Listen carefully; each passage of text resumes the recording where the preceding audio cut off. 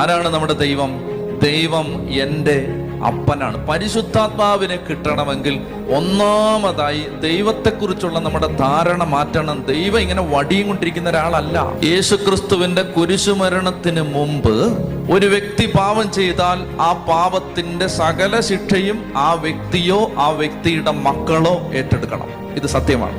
എന്നാൽ യേശുവിന്റെ കുരിശുമരണത്തിന് ശേഷം നിങ്ങൾ മനസ്സിലാക്കിയിരിക്കണം, യേശുവിന്റെ കുരിശുമരണത്തിന് ശേഷം ആ കുരിശുമരണത്തിന്റെ യോഗ്യതയിൽ വിശ്വസിക്കുന്ന ഒരു വ്യക്തിയുടെ മേലും പാപത്തിന്റെ ശിക്ഷ ഇല്ല. ഇത് നിങ്ങൾ വിശ്വസിക്കുന്നു? നമ്മൾ തലമുറയുടെ കെട്ടഴിക്കാൻ നടക്കുക, നമ്മൾ പാരമ്പര്യ ശാപത്തിന്റെ കെട്ടഴിക്കാൻ വേണ്ടി നടക്കുക. ആ കെട്ടഴിയുന്ന ഒരു സ്ഥലമുണ്ട്. എവിടാന്ന് ഞാൻ പറയട്ടെ? ആ സ്ഥലമാണ് ഈ ബലിപീഠം. ഇവിടെ അത് അഴിയുന്നത് ഒരു മനുഷ്യന് അത് അഴിക്കാൻ പറ്റില്ല. ഒരു മനുഷ്യനും. ആ കെട്ടഴിയാൻ ലോകത്തൊരൊറ്റ ഇടമേ ഉള്ളൂ. ആ ഇടത്തിന്റെ പേരാണ് ബലിപീഠം.